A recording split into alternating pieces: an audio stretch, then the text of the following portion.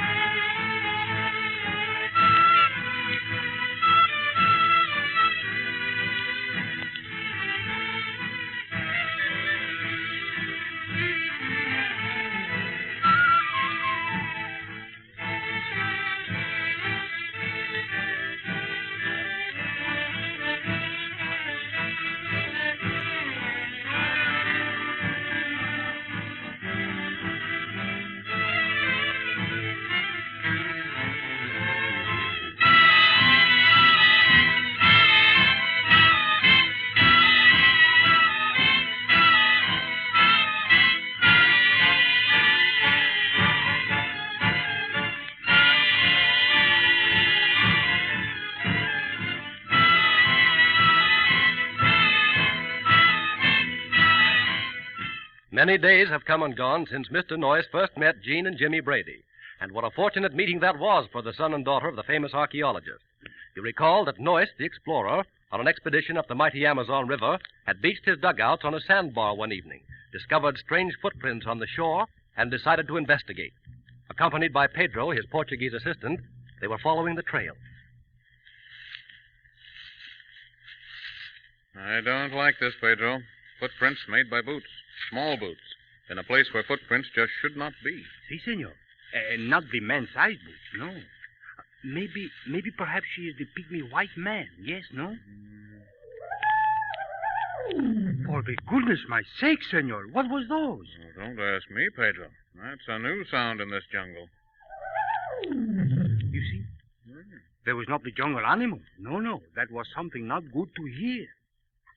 And so cautiously they headed toward that weird sound. Then, coming to a little clearing well in from the river, suddenly Pedro saw it. An aeroplane, almost hidden in the dense jungle growth. So, crawling through the brush... No sounds of life around that plane at all, Pedro. No, senor. But look. You see? Yeah? The campfire, she is burned good. Well, come on, let's get a little nearer. Easy now. No saying what we may find here. Yes, Up! For the love of the little blue apple, senor, somebody is shooting the shoots at us. Stand right where you are. No, don't turn around. And drop those guns, too. That's an order. Drop them. And here it was that Mr. Noyce and Pedro listened to a strange story. The two youngsters explained about why they were in the jungle country and why their father was a prisoner in an old temple up in the Black Flame country. Explained about the secret map and the treasure of buried Incan gold. And it was while these things were being explained that Butch Grogan, the notorious jungle renegade, leading a band of savage Indians, arrived to attack the disabled airplane. However, he didn't know that Mr. Noyce, the explorer, had arrived on the scene. And so... But what do we do, Mr. Noyce? Listen. Here they come. Did you hear that? All right, now here's what to do. I'll get in behind the cabin door. Hide there. Jean and you, Jimmy, stand in the open doorway. Oh, yes, sir. Offer no resistance. Invite Grogan in here. Now go ahead. Hurry. Leave the rest to me. And that bluff worked. Butch Grogan took the bait and walked right into the trap, thanks to the coolness of little Miss Jean. It was she who... Please, Mr. Grogan, come right in. We don't want any fighting, please. Come right in. Yeah, don't mind if I do. You two punks are showing good sense. I suppose it's our treasure map you want, Grogan. Yeah, how'd you guess it? Sure, it's a map I want, and I want it now, see? Come on. Quit stalling. Hand it over. Don't move, Grogan. What? Don't, I say. What is this? It's you, Noyce. Look, Noyce, you keep out of this, see? You're butting into my affairs just once too often. It's gonna be your neck this time. But Noyce, with the help of Pedro, Jimmy, and Jean, made prisoners of Butch Grogan and his villainous partner, Limey Scroggins. And now, with the way clear, the explorers decided to go with the Brady youngsters to the Black Flame country, and tomorrow they push off on that dangerous journey.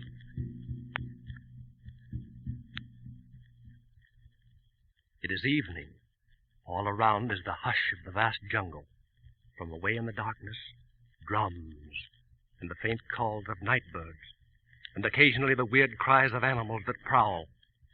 Mr. Noyce, Pedro, and the Indian boy Quito are sitting by the campfire. Cato, throw some more wood on the fire. We'll keep it blazing good tonight. And then you go down to where Grogan and Scroggins are being guarded and see that their fire is kept going, too. Si, senor. Senor, you know some things? I'm no like that Grogan and Scroggins go with us. No, senor. We are have plenty more thing happen to us if they go with us, I think. Yes, but not half so much as what might happen if we turn them loose. Now, it took us a long time to capture them, Pedro. And we maybe not never capture them if the Senor Jim and the Senorita, they do not do it for us, eh? Yes, indeed. For two, shall we say, greenhorns, newcomers into the jungle, they certainly learned quickly. I say, they feel right at home here, Pedro. Look over there. Jimmy in his hammock, sound asleep. Si, senor. The Senorita, look. In the little tent. No light no more. She has retired, too. It was the one most very hard day for them, Senor Noyce. Yes, for all of us, Pedro. But while they sleep, I think it best that we keep watch tonight. We're in strange country. Also, you know, I think so, too. I am what you say, full of the jitteries. I cannot tell why, but it is the jitters what I have much of this night. Someone coming. That you, Cato? Si, Senor Noyce. It is me, Quito. Well, how is everything at the other fire? The prisoners being well cared for? Si, Senor. They are very good tied up by the hands and the feet. And one of my people is stand near to watch they do not get untied and run away. Well, okay, Cato. Now, supposing you and Pedro get a few hours' sleep, I'll take first watch. But please, Senor, the bad ones, Grogan and Scroggins, they'll talk much, one with the other. And they maybe signal somebody. Say, I wonder what's going on here. Pedro, perhaps we've been overlooking something. Grogan and Scroggins may have native accomplices who have followed them here. It may be so, senor. And that means trouble she is with us some more. And when we take those two bad ones with us up the river, those troubles she come too. Yes, I begin to think you're right, Pedro. I just wish I knew what to do. But you see, we can't kill them. That isn't the white man's justice at all. Well, why not ship them down the river? Well, all right. Then look, Pedro. First thing at sunup, Grogan and Scroggins are going back downriver. I've been trying to make that decision for quite some time, and now I've made it. Si, senor. That is very much good to hear that. And Pedro, she is the one maybe perhaps what takes them down the river, eh? No, Pedro. No, I have other plans for you. Cato. Si, senor. That will be your job. Now, it's up to you to see that Grogan and Scroggins are sent back down to Morton's trading post. Si. Now, I'll send word to Morton just what to do with them. But now, Pedro, while I'm giving Quito his instructions, here's what you might do. Si, senor, and I'm do it too. All right. Now, you just slip down quietly to the other fire. Keep well hidden, and keep your ears open, and see if you can find out what Grogan is up to. Si. See if you can discover just who or what he was signaling to. And I am go now, senor. Now, careful now, Pedro. It may be dangerous. If Grogan does have accomplices, watch out for them. You understand? Si, senor. I am the one most very good watcher out there. Yes, senor. All right. Now, Quito. Si? Listen carefully. We don't want to alarm Jean or Jimmy unnecessarily, but I think we're due for some more trouble. Si, I know we senor. are. Big much trouble. Well, now, here is the job for you. At daybreak tomorrow, take 2 dugouts. Si? 3 of your people in each dugout. We'll load Grogan into one canoe and Scroggins into the other. Oh, they will be prisoners? They will be tied up by the hands and the feet? Yes, they will, and you'll see that they keep tied. You understand? Oh, si, senor. I'm like that. Thank you. Oh, I'm like that job very much.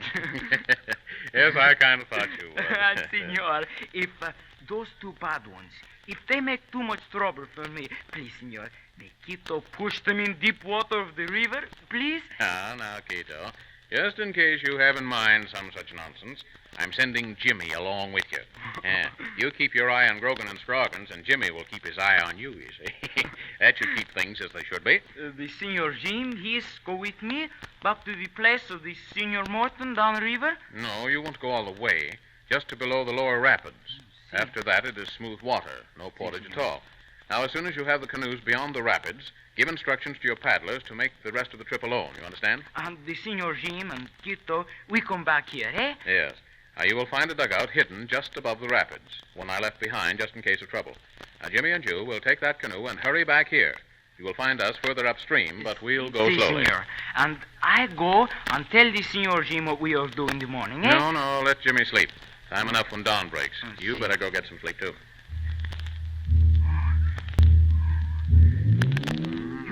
Hear that, Senor? That is most bad. Yeah, it's a drum of some sort, away to the west of us. On this side of the river, though.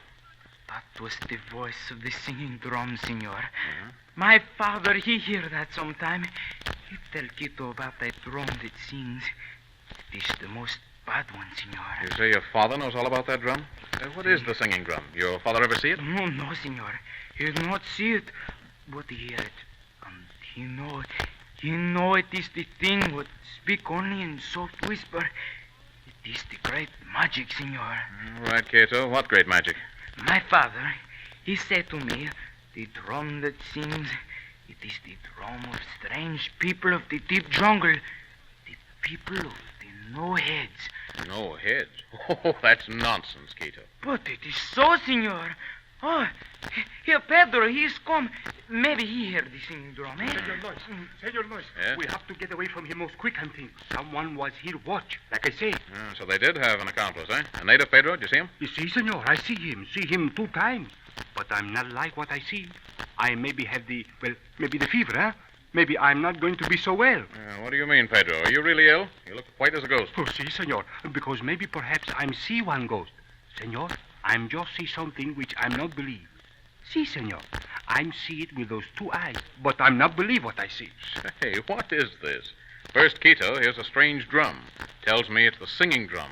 The drum of the headless men and all that sort of tommy rot. And now See, you... senor, I'm hear that drum. But that is not all, senor. I'm see something else also, senor. What? You know what I see? No. I'm see, listen, I'm see one warrior, and he have no head.